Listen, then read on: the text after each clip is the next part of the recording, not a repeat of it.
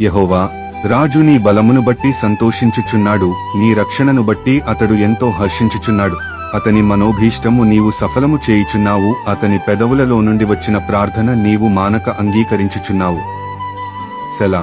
శ్రేయస్కరమైన ఆశీర్వాదములతో నీవు అతనిని ఎదుర్కొనుచున్నావు, అతని తల మీద అపరంజి కిరీటము నీవు ఉంచియున్నావు.